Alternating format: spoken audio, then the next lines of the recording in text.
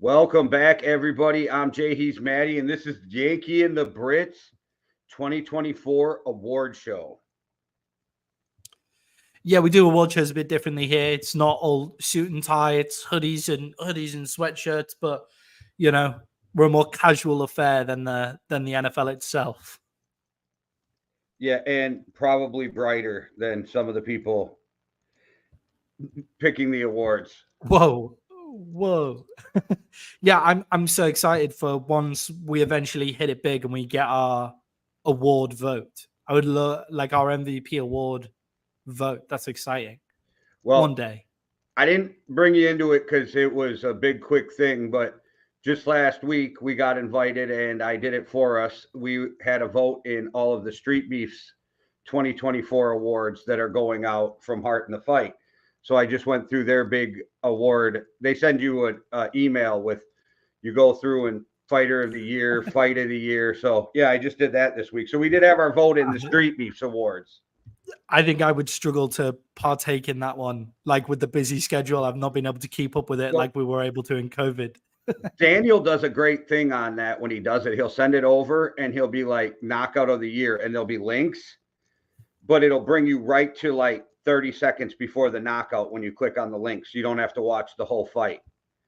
And then submission of the year, he set up so that it would do the same thing. So if you needed to rewatch all of them, which I remembered some of them, but I still rewatched them to be fair. You know what I mean? To make sure my memory was right. Like, yeah, it was a good time. That's a great idea. Great idea. Do we want to talk some quick NFL news before we jump into the awards and just announce to everybody and then do a longer show about it next week? Sure, but I want to know who you think is going to replace Dan Quinn in Dallas now that he's going to the Commanders, since you brought that up.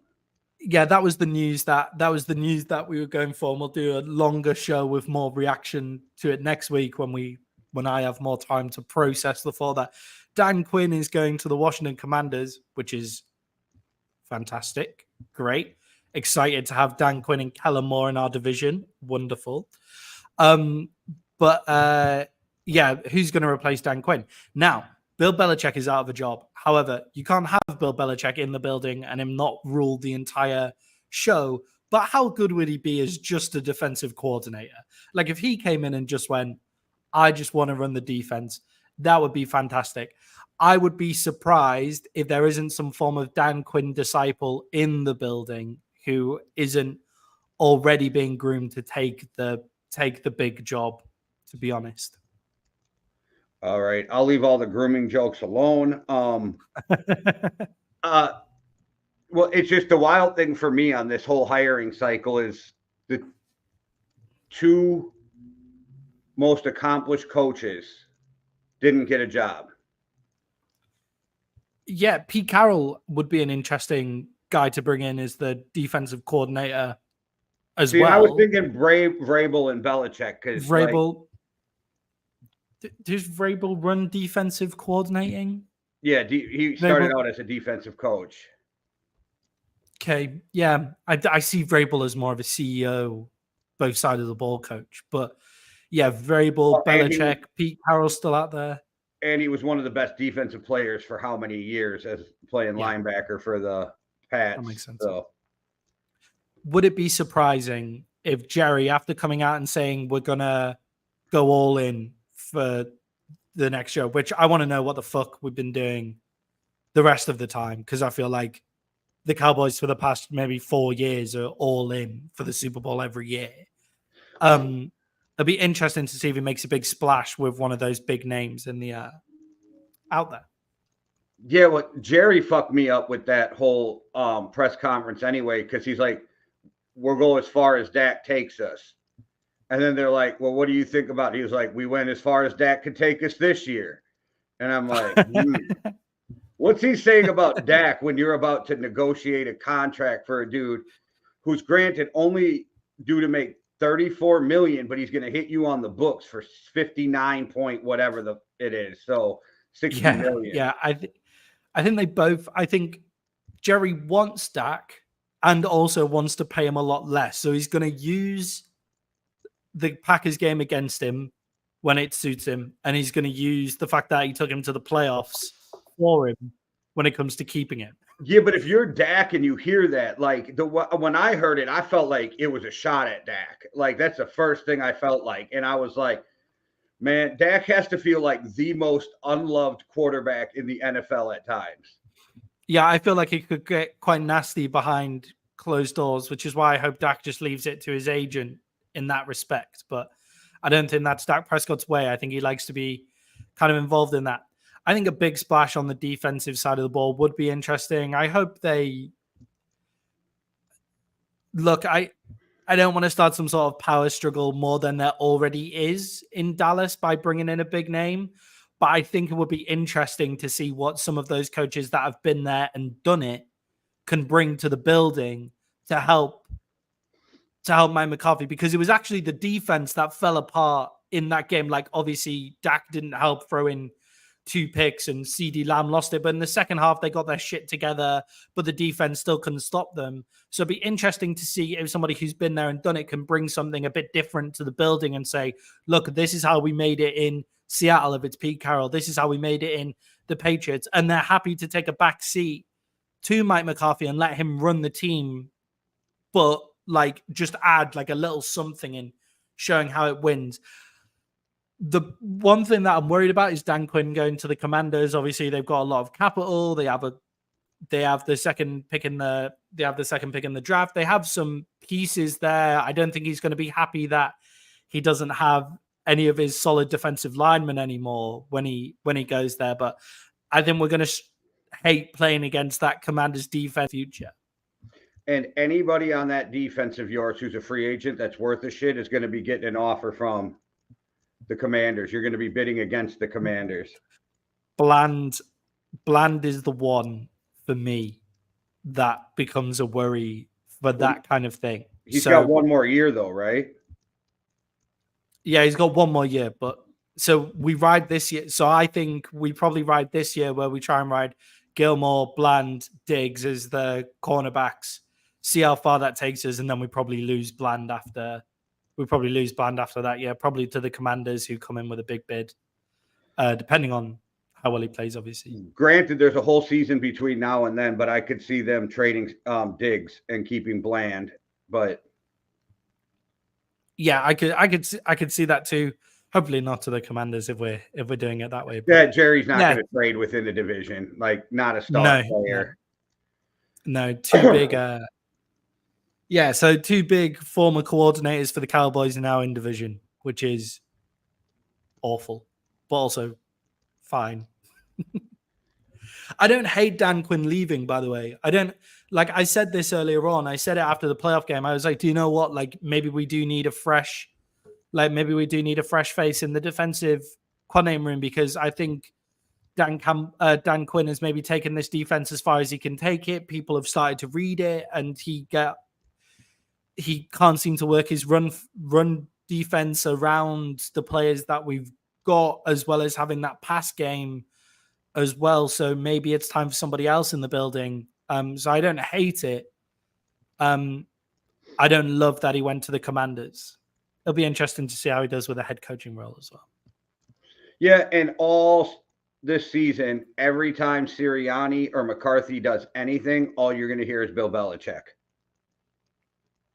Yeah, it'll be Bill Belichick or Vrabel every single time anybody does anything. Yeah, except it's already reports that the Eagles were almost ready to fire Sirianni and the Cowboys were almost ready to fire McCarthy, both for Bill Belichick. So he's going to be that cloud hanging over both of those teams every time something happens. Yeah, as well as obviously Ben Johnson, Bobby Slowick, if he keeps that going. Obviously, both of them have decided to go back to their respective teams. I'll be interested now with Ben Johnson, with the Dan Quinn hiring, because people inside his camp and obviously the Lions are very keen to say, oh yeah, he had unfinished business in Detroit. Like I have unfinished business in Detroit. I want to do that. But I wonder, it does make me wonder a little, did the Commanders decide to go with Dan Quinn over Ben Johnson? I'm not 100% sure.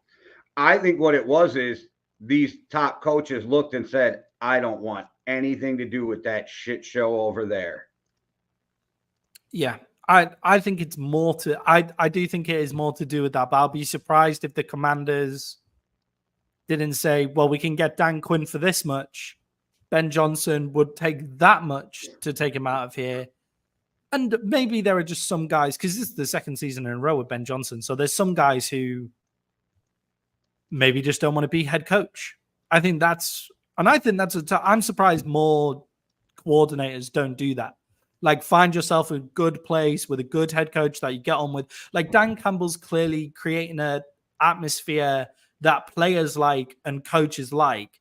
But I think it's because they get to play like just brain dead ball and do whatever the fuck they want, and get away with it because Dan Campbell won't hold them accountable for it.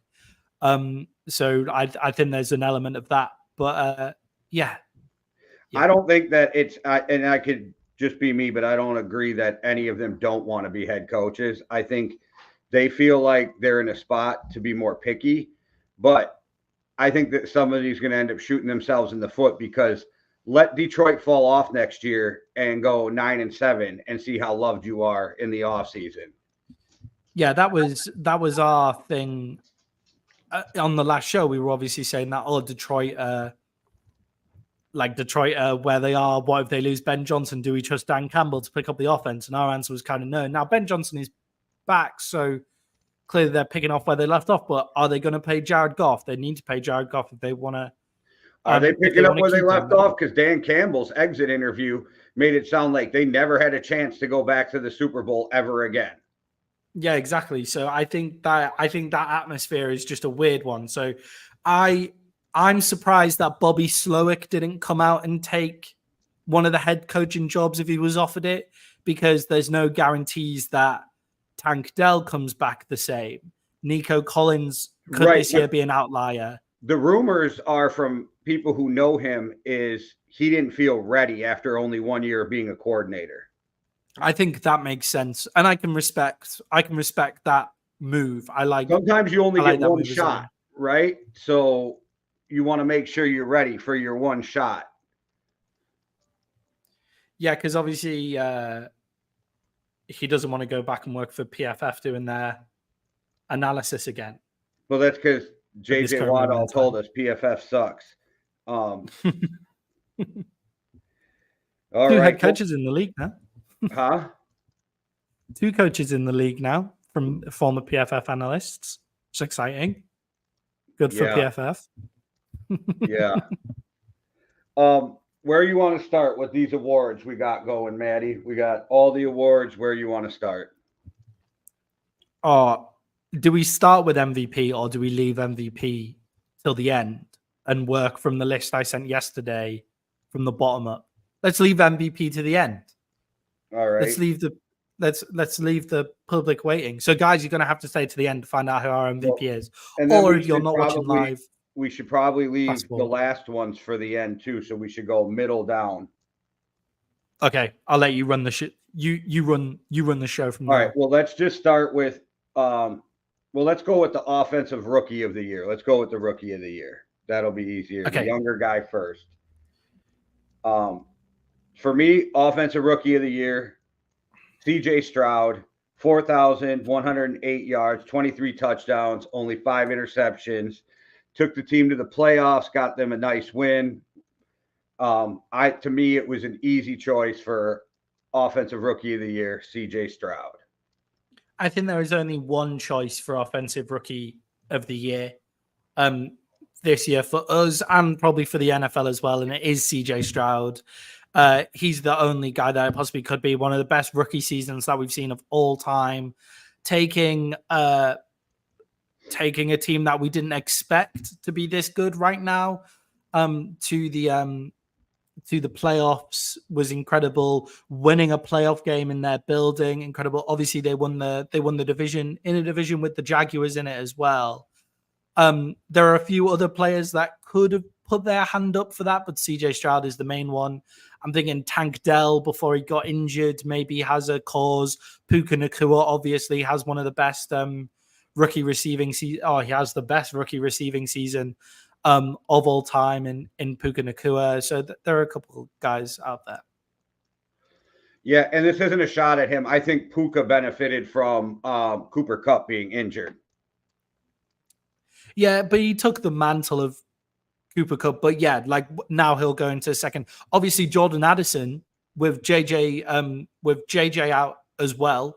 Yeah, if he In the would have, Vikings. if he'd have missed all 16 games, then I think Jordan Addison would have been more in the conversation. Yeah, definitely. And I think if Kirk remained fit as well, like Yeah. Jordan Addison would have been all over that conversation. So I don't think the Viking offense really missed a bit by having JJ out because they had Jordan Addison. But obviously, CJ Stroud is like, that's one of the best rookie seasons we're ever going to see. And look, he kind of filled what we said he was going to be when he was coming out.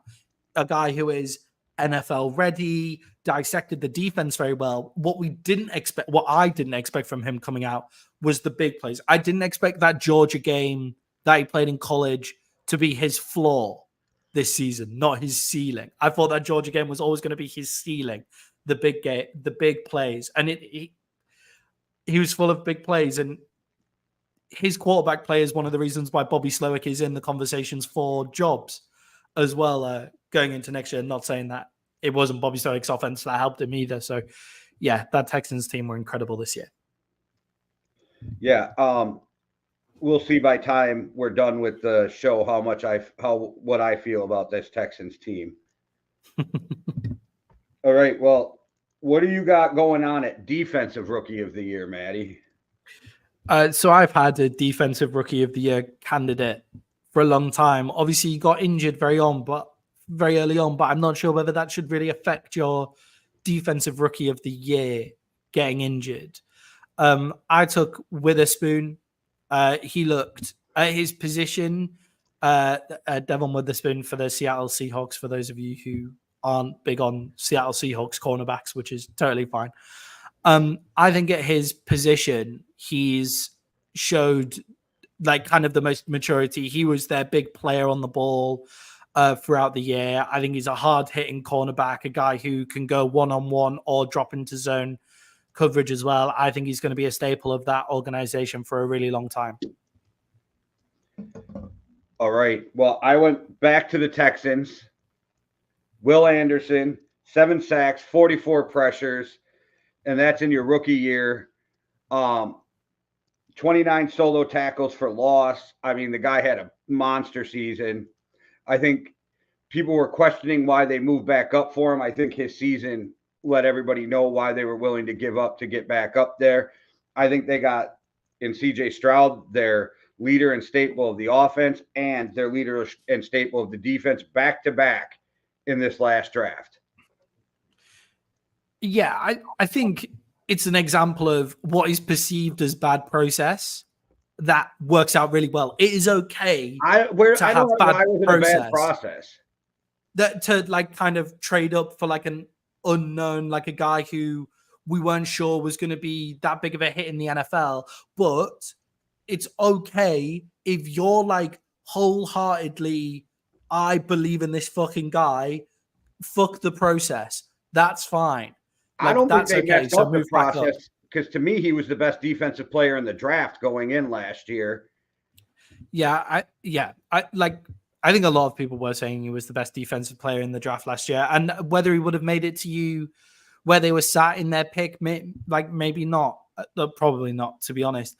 But not horrendous process. But I remember after the draft thinking, this ain't great process, but the draft class that they came out with was incredible. So it also helps when you get guys like Tank Dell later on in the draft as well.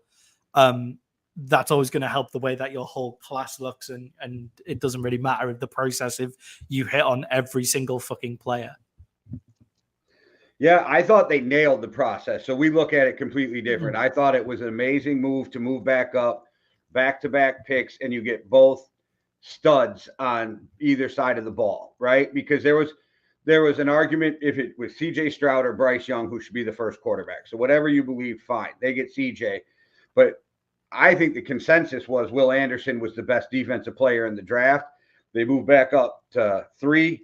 They get their guy. I thought it was great. And with all the extra draft picks they had, I didn't feel like it was a wild move. But Yeah, it's just the fact that you could they could have also got Jalen, the actual best defensive player in that draft, but with the checkered history was Jalen Carter, who they also could have got I later think on. Will Anderson outplayed him this year.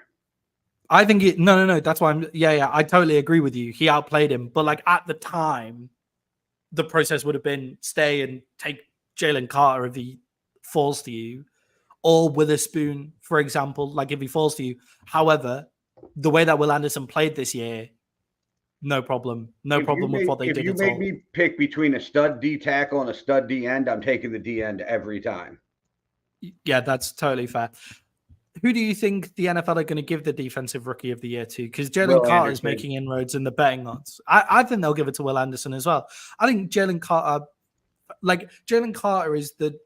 was responsible for the defensive run game in Philly, and the defensive run game fell off halfway through the year once he lost Jordan Davis. So, like, not shitting on Jalen Carter. Like, Jalen Carter also had an excellent season. Like, it's just I don't like. Will Anderson came up with big plays in big games. His pressure record is also excellent, Will Anderson as well, but I don't have the numbers with me. I just remember his pressure record being insane. 40. He had 44 pressures. 44 pressures. That's pretty incredible in your rookie year. All right, so we'll move on to offensive player of the year. So this is where not picking MVP first fails me. So offensive player of the year. So I haven't gone for the consensus offensive player of the year because we may see that a bit later on. And the person who is usually MVP is an offensive player of the year as well. I've actually gone for, I was struggling between Tyreek Hill and CeeDee Lamb. And because Tyreek Hill, because you'll see why the obvious guy is missing later on, but because Tyreek Hill is suffered that injury, and when they came back from injury, he wasn't as huge of a factor, and the Dolphins obviously fell off. And in the big games, Tyreek Hill didn't, like in the game against the Bills and the game against the Chiefs, like he wasn't there. CeeDee Lamb was there every single step of the way for Dak Prescott. He was the Dallas Cowboys offense who led them to the second seed in the NFC. I'll take CeeDee Lamb. All right, that's wild. I didn't see that coming because I probably wouldn't even have had CeeDee Lamb top 3 in this. But for me, I went with, I think the obvious choice that everybody's going to go with is Christian McCaffrey. 1,459 rushing yards, 67 receptions, 564 receiving yards, and 21 overall touchdowns. Yeah, well, CMC is probably the guy who's going to get it for the NFL, and he is in my awards. I already know where he's he is in my awards as well. But that makes me wonder what you did with the MVP, the true MVP. So we'll get to that. Yeah, I was thinking about putting him at Offensive Player of the Year. So Lamar Jackson was also in my Offensive Player of the Year conversation, and it just didn't feel right putting a quarterback at Offensive Player of the Year because it seems that, like, I don't know why, it just seems that Offensive Player of the Year doesn't usually go to the quarterback because MVP usually goes to the quarterback. So I kind of like that I kind of like that Lamar Jackson isn't in my Offensive Player of the Year, and I've ended up with no quarterbacks on my awards list. Yeah, we'll talk about it. We'll talk about what MVP actually means. All right. What it means to the NFL and what I think it should mean.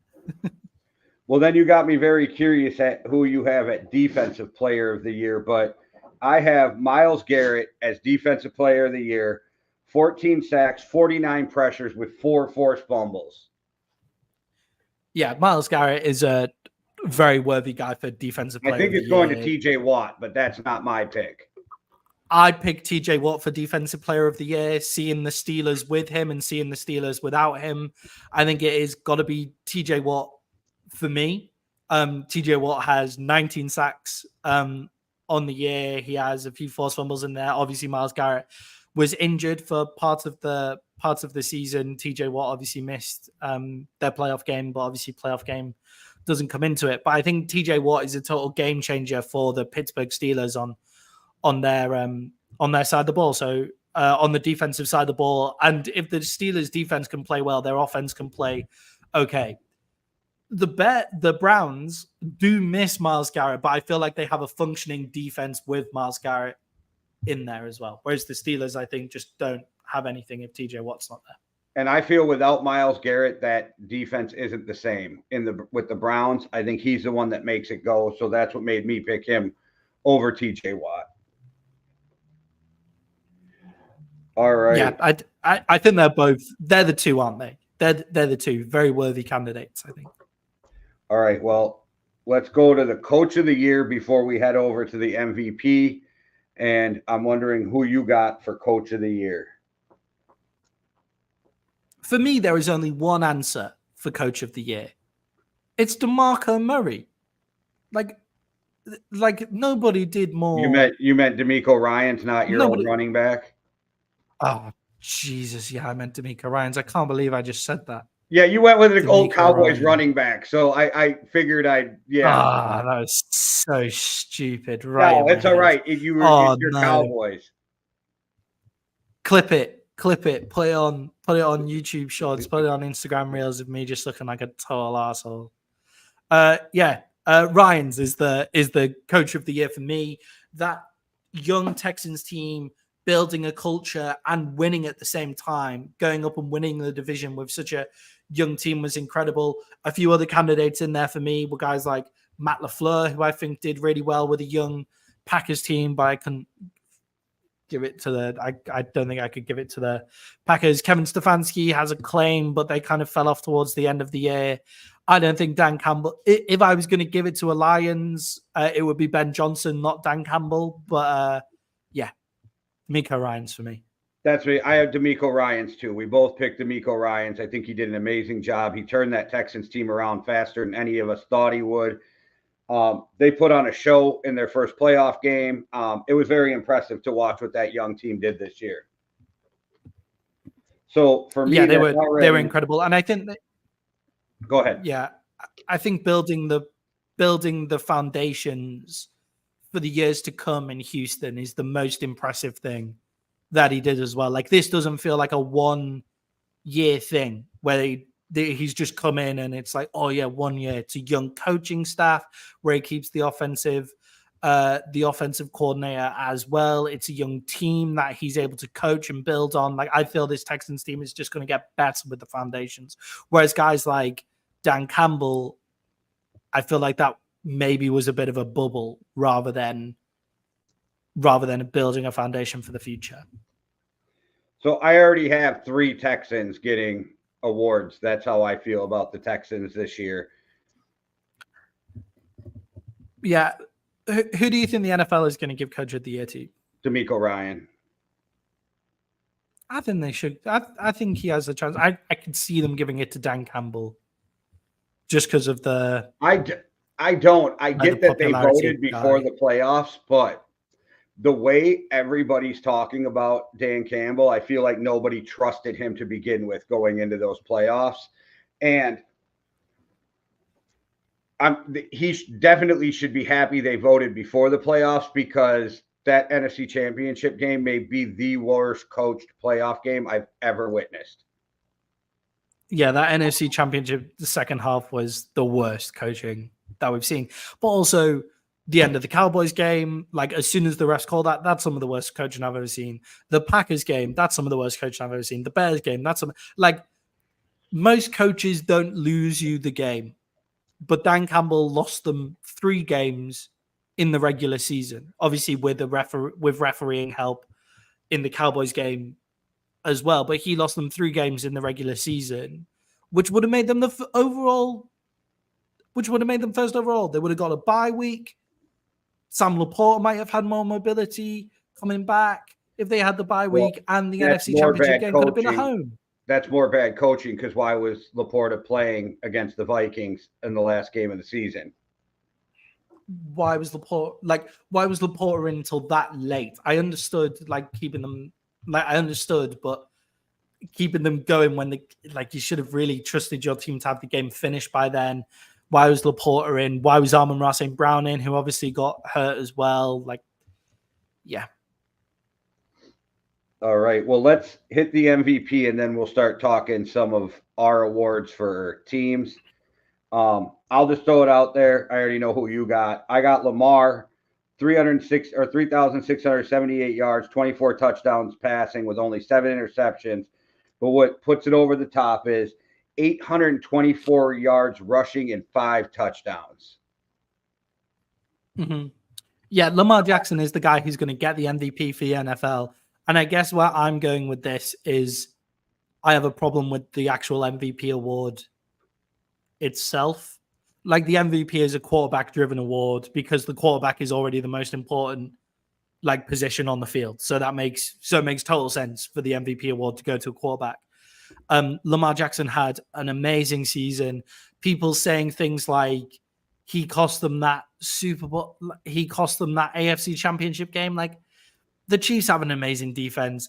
The more I watch that game back, it's the offensive coordinator put together an awful, the offensive coordinators put together an awful thing. They were ill-disciplined on both sides of the ball. Like, Lamar Jackson had an amazing season, very worthy winner of the MVP.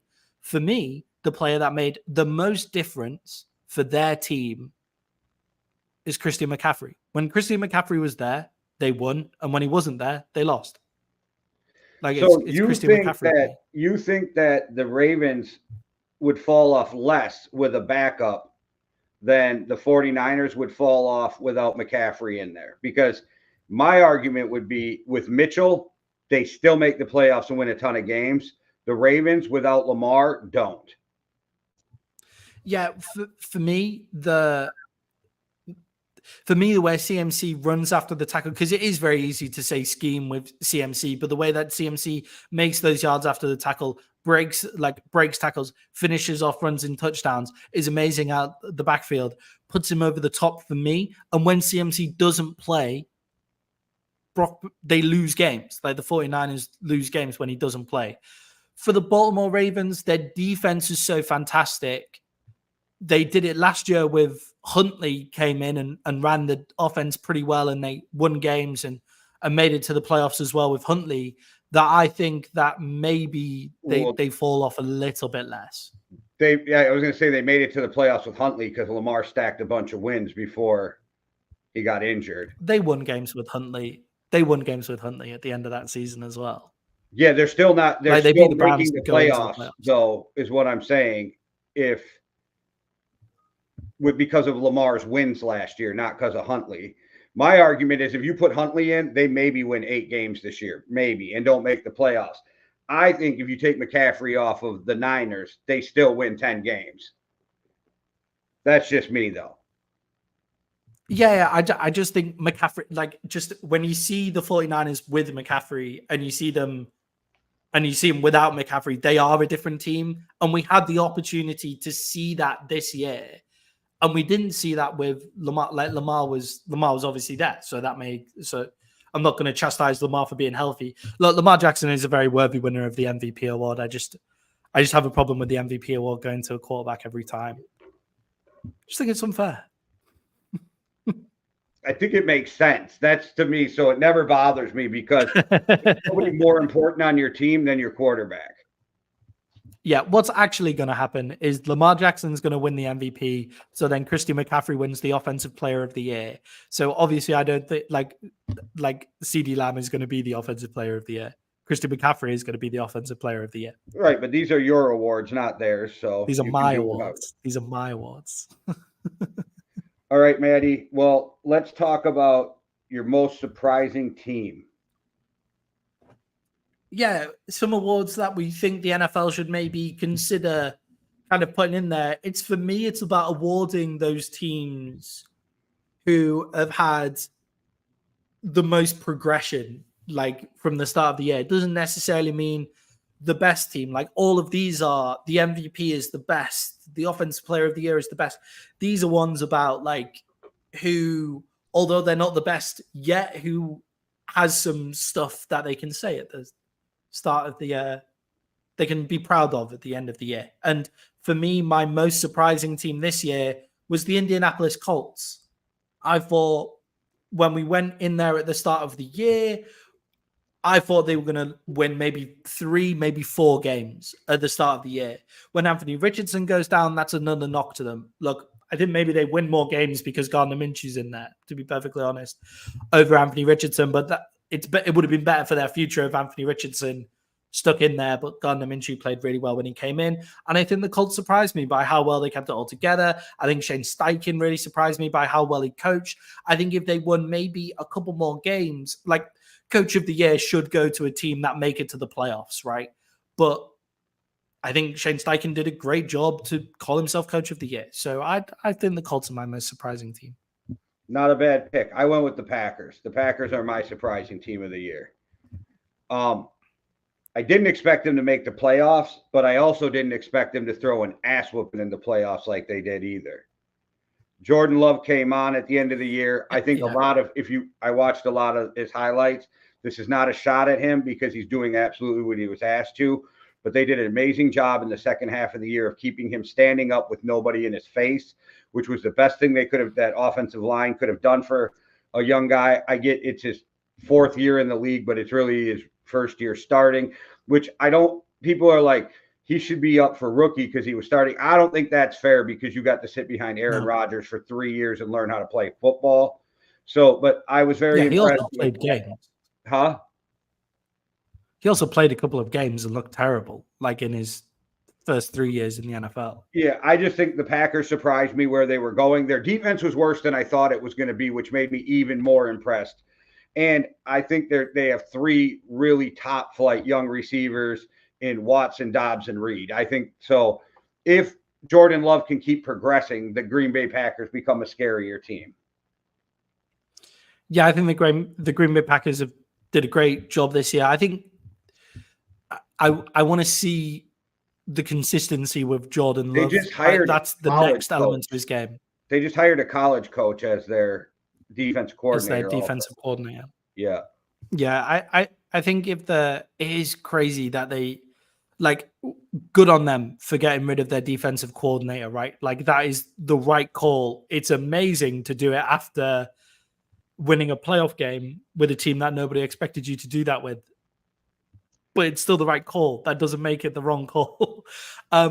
Berry, that's his name, isn't it? Yeah, the Packers really surprised me as well. I think with the keeping Jordan Love upright, I think he also deserves some credit for that, especially against the Cowboys.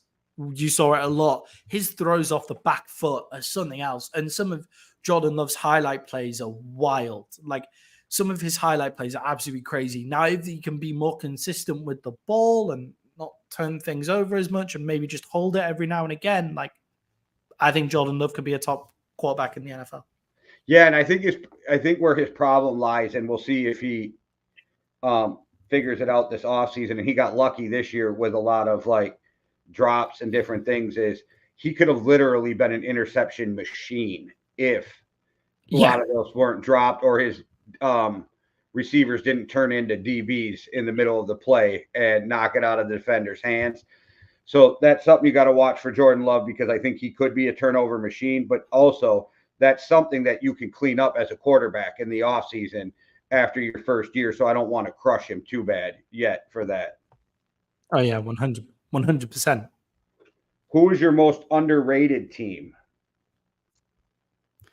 My most underrated team this year, and I feel like I was hot on them kind of from the start. There's a couple, but the LA Rams are my most underrated team this year. I think their loss against the Lions, I hate blaming referees, but there was a couple of calls in that game that could have gone towards the Rams. And look, the Lions got themselves in a position to have home field advantage. Like, well done for that. But I think the refs did maybe crumble under the pressure of a game in Detroit, like the first playoff game in Detroit. I think there was a little bit of that towards the end of the game. I think the Rams played better. I think the Rams outplayed the Lions in that first game of the playoffs in the wildcard round. And I think they're the team that came on the most at the end of the year. Like, I think people thought they were going to be trash at the end of the year, at the start of the year, and people didn't really catch up to them until it was too late, and they realized that they were in the wild card round with Matthew Stafford, Cooper Kupp, Puka Nacua, Tutu Atwell, Kyron Williams had an awesome running back season. Their offensive line seems to have fixed itself. The defense played well. They still have Aaron Donald on that side of the ball. Like, they had some good defensive players. If they attack the defense in the draft this year, I think they could really turn around as a team and come back, go toe-to-toe with the 49ers to try and win that division. All right, for me, the most underrated team, and because they didn't get any love really until the end of the year, they was talked about individual players and coaches, but I think this team coming into next year has a legit shot to make a run. My most underrated team is the Houston Texans. I like that. Yeah. Houston Texans again. Yeah. Yeah, I think the Houston Texans got so much. Yeah, they got so much love for me. Yeah. 4 awards for me. I feel like they got so much love at the end of the year that maybe I didn't class them as underrated, but throughout the whole season. I still don't think people look at them as a contender next year, and that's where I find it underrated. Like, because I really believe they're a contender going into next year. There was other teams that I thought about. I don't think the Rams were a bad pick. I honestly think I almost went, people would have called me crazy. I think the Arizona Cardinals are going to be sneaky fucking good next year. I do. I don't think they're a contender. That's why I left them off, but I think they're going to be sneaky good with the way, and I know the record doesn't show it, but the way they played with everything that they had going on this year, they ran teams right to the end of the game, even without Kyler Murray. They beat the Cowboys. They beat the Eagles. Like, it wasn't like they didn't have some good wins too. I almost went with the Cardinals because I was very impressed with, and like I said, the record doesn't show it, but I was very impressed on how they played football. And a couple tweaks here and there, the ball bounced a couple different ways, and like, they're a way better team than their record shows. Yeah, there's a couple of teams that there's because with the Texans, I feel like next year a lot of people are going to still have the Jaguars to win that division. Like, I still think a lot of people will still have the Jags to win that division. So maybe, so you're right. Yeah, and Indy to make it, like, to come back with Jonathan Taylor and Anthony Richardson. Do you know what? A team that I thought you were going to say when you were giving them the build-up, when people said you thought they were crazy, the Ravens. I think the Baltimore Ravens were probably one of the most underrated teams going throughout the year, considering they were the first seed in the AFC. Like, nobody started to give them love until maybe 3 or 4 weeks in. Like, Lamar Jackson wasn't in the MVP conversation until about 4 weeks to go. The way I looked at it is, who do I think is the most underrated going into next year? Yeah. Like, not so much. I think the Ravens is a good pick because nobody believed that the Ravens were going to be as good as they were. And everybody's like, well, you and I both, but I had to battle this year defending Lamar when he was waiting to get his contract, because everybody's like, you can't throw, he's a running back. And it's like, you guys are fucking idiots and too much of that. So yeah, I suppose that's a good pick. I was just thinking of, it was difficult moving forward. That's all. It was difficult for me to pick the Ravens. It was difficult for me to pick the Ravens as the most underrated team, as I did say they were going to go to the Super Bowl this year. So got kind of close with that one at the start of the year. But another team, the Chiefs, obviously got really they came into the season highly rated, then kind of became really underrated, and now they're in the Super Bowl again. Like, just because they play a different style of football than what they needed to do. I love the Arizona Cardinals as a pick as well. Yeah, I get what you're saying with the Chiefs. For me personally, I couldn't, because I never let go of that. This Chief team, nobody wants to see them in the fucking playoffs. And they impressed me because they turned it on. They did I was thinking them and the Eagles would flip a switch, and only one of the two teams did. So it's very impressive to me what the Eagles are doing right now. And I'm still not sure. I go back and forth on who my Super Bowl pick is going to be. Yeah, I haven't decided yet. I'm still taking notes, going through. We should do a whole slate of bets though for that, coin flip, Gatorade color, and Super Bowl MVP, first touchdown scorer, and do the whole shebang in that preview podcast as well, rather than for it. We just have to come up with a list of what we want to, and then we can pick them. All right. Hey guys, in the comments, if you have anything that you want to hear our point on, that's like an out there bet for the Super Bowl, like how long the national anthem is going to go for and things like that, do feel free to leave it in the comments and subscribe, obviously. Yeah, everybody on Rumble, we can't see your comments live while we're doing this because StreamYard's not set up that way, but I definitely do look to see if there's any comments, so leave anything you want if you're watching us on Rumble. All right, so and also leave your awards as well, your own personal awards, your MVP, Offensive Player of the Year, Defensive Player of the Year, rookies, like Coach of the Year. Leave them in the comments as well, and we will get to them. And if we see any that we particularly like or any that we think are pretty crazy, we could react to them on the next show. So do feel free to leave them there. All right, so our last award, I guess it's not really an award. This is more of a guesstimation, but way too early surprise team for next year. Yes. So this is basically an award for who we think didn't play too well this year, but we think might have a good chance of making the playoffs next year. Obviously, this is happening before off seasons, before like drafts, before everything. For me, it's a team that we've mentioned already in the show. It's the Arizona Cardinals. Nice. Like I think the Arizona Cardinals, Kyler Murray showed that he's still an excellent quarterback. The culture that they set up there of playing hard towards the end of the game, the defense is sneaky good. And all I think they need to do, because like guys like Trent McBride, the tight end, and Harrison, like they're good enough weapons. James Conner is a good enough weapon. But if they go to the draft and they hit on a few weapons, they're going to be a really difficult team. Now, the NFC West is going to be a difficult division next year. 49ers coming back, obviously. The Rams are in there as well. We never know what we're going to get out of Seattle, depending on what their quarterback situation is going to be. So, obviously, a really difficult division. But the Cardinals, man, play so hard. And Kyler Murray is a freaky good quarterback. So, let's see what they've got. And they go into the year with $45 million in cap room. $45 million in cap room. A lot of good place draft picks.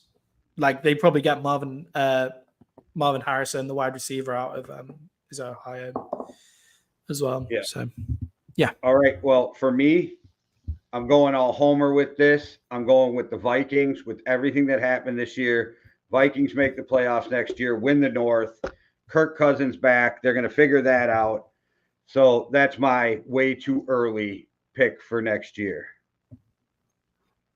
Yeah, the Vikings have a few moving parts. I had a feeling you were going to do that weirdly. Like we've done so many shows together now that I felt like I was like, I'm going to pick the Cardinals because I think the Vikings could be in there.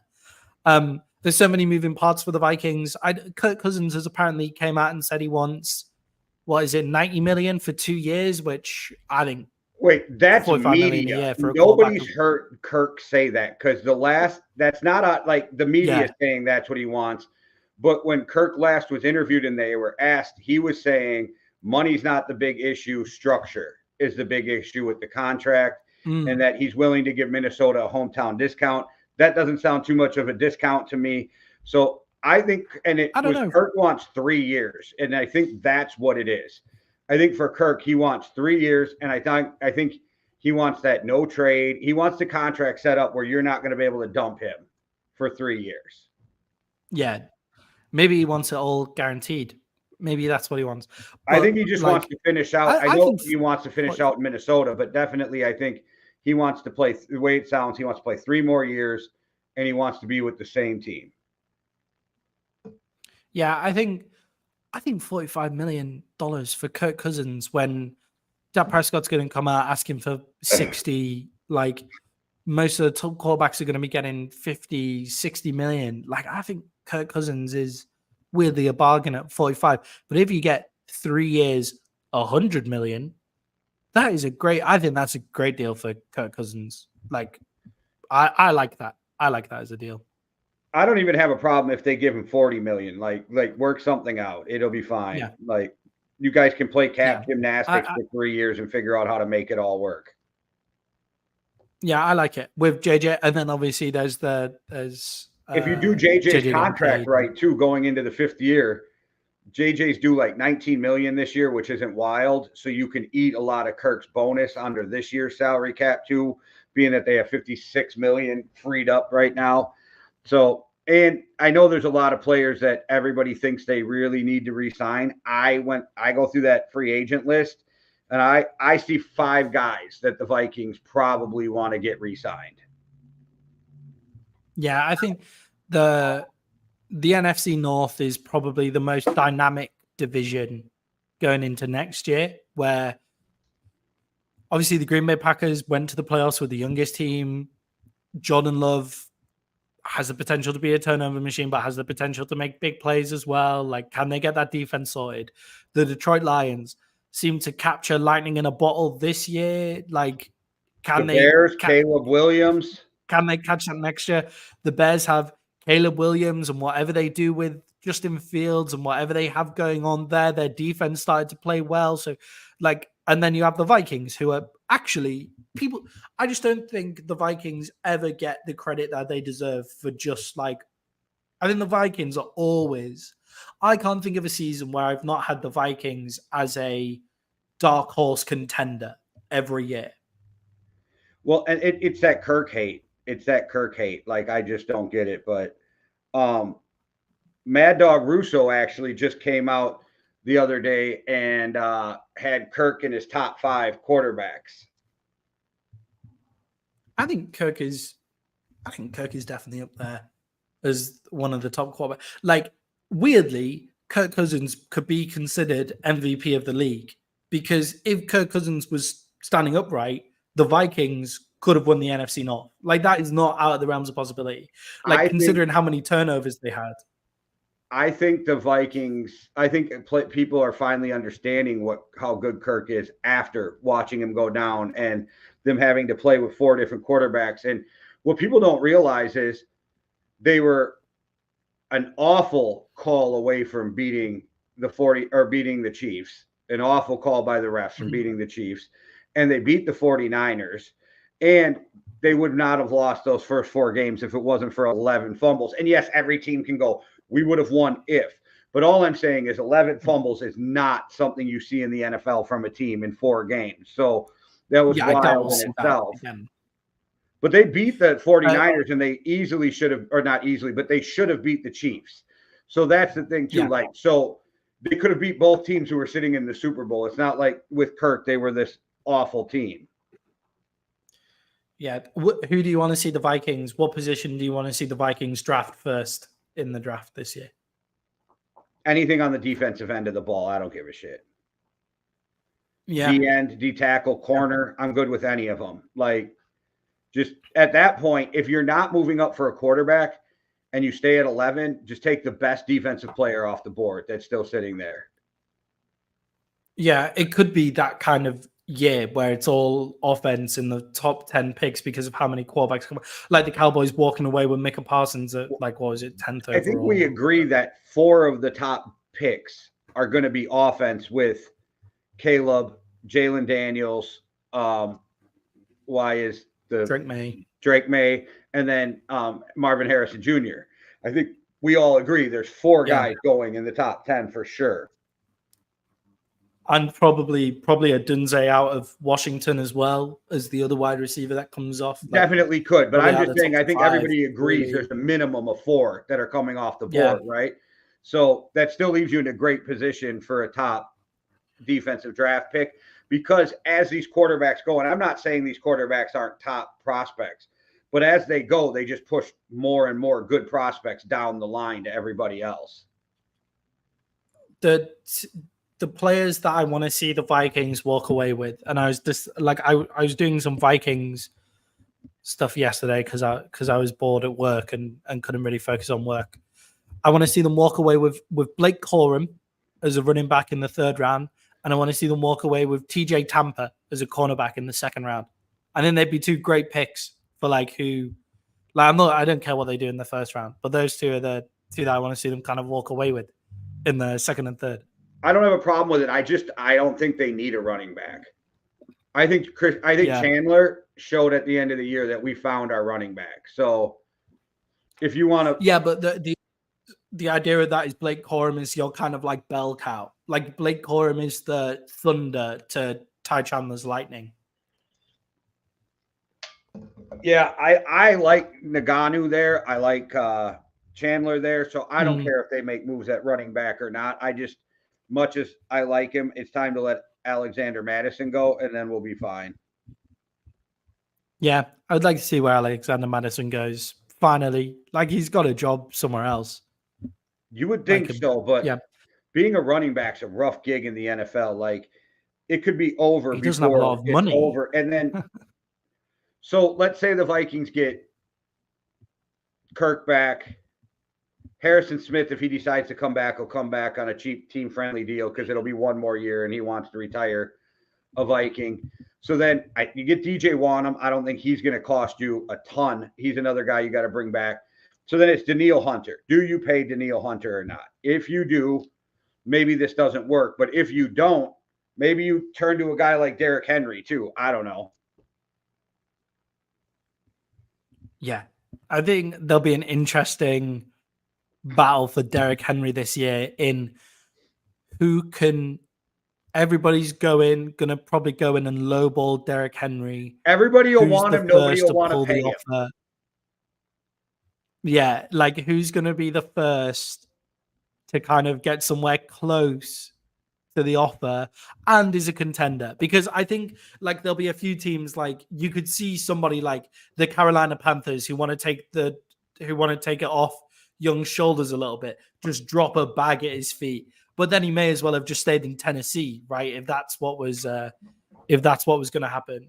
I mean, Tennessee do have Tajay Spears, who looked excellent at points in the season, so maybe they were kind of like saying, "We're not going to pay you either." But there's like a few teams who could just drop a bag of money at his feet. But like, it's between for me, it's like the Cowboys, the Eagles, the Vikings. Who else could kind of like? Who else could kind of put their head above the parapet? What about the Bills? He would be great with the Bills. Like when you've got Pacheco, the Bills, that was the one that I was looking for. The Bills or the Ravens as well, kind of like put their head in and say it's going to be between them. Who's going to? Yeah, it's going to be. Yeah, the Texans could use him. It's going to be between them who can drop the biggest bag of money at his feet and not destroy the rest of their roster moves that they need to do as well. So it'll be interesting. Yeah, and with Tennessee, a lot of it seems like there's people who really don't like the ownership and their GM. So that's might be an issue moving forward. Yeah, I could see that. I've got another award has quickly come to my head before we get out of here. What about now that we've had most of the playoffs and we're just up to the Super Bowl? Your playoff MVP. Who's your playoff MVP for you?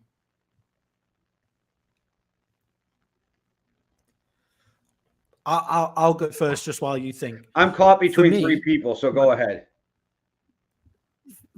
For me, my playoff MVP is Patrick Mahomes.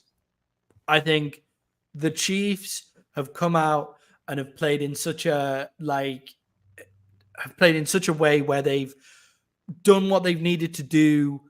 For me, those games haven't, although they've looked close on the scoreboard, they haven't been close at any point in those games. I knew every time it got anywhere near, I knew that Pat was going to drive them down the field. For what they did for the Ravens was have long drives down the field where it's not turn the ball over, find Travis Kelce for 11 catches this year. Like Travis Kelce could also be seen as a playoff MVP as well. But for me, it's Patrick Mahomes. Okay. For me, it's Snead. I think he's the best cornerback in football right now. I love that. I think he's been shutting down the number one receiver, and Snead's the one who made sure Zay Flowers didn't get into the end zone with that ball. Yeah. I like obviously Zay Flowers shouldn't have done that, but it's still a fucking excellent play from Snead, which isn't getting enough chat. And like how great of a play that was by Snead. Yeah, their corners have been great. The fact he was snubbed. if we were doing underrated players, it might have been Snead or McDuffie, or actually Pacheco for me.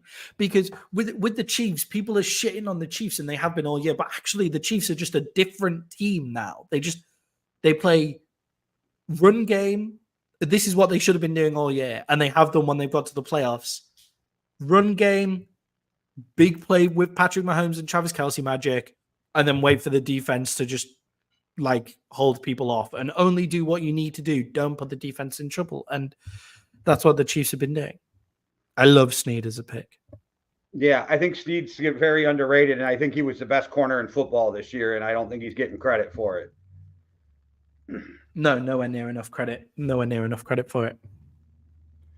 Well, all right, there you have it. Those are the Yankee and the Brit NFL 2024 awards. And Maddie just flipped us off with the eye push.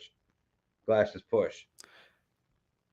Did I? Oh, yeah, you went everybody. Like that. No, I loved it. You went straight out the middle. All right, video man, demonetized. We have this whole week now where there's no football tonight. Tonight, Pro Bowl starts, so Pro Bowl game. We can talk Pro Bowl. Tonight. Huh? We can talk Pro Bowl. We can talk guys. We'll decide what we're going to talk about on the Tuesday show, because obviously Thursday show, or the show that is normally on Thursday, sometimes on Wednesday and sometimes on Friday, will be the Super Bowl preview. We have that coming to you, and then the earlier in the week show we'll decide what we're going to come with you. It could be draft, could be coaching carousel, could be playoffs, could be a mixture of all three. How exciting is that? Look at that. That's a fucking teaser right there.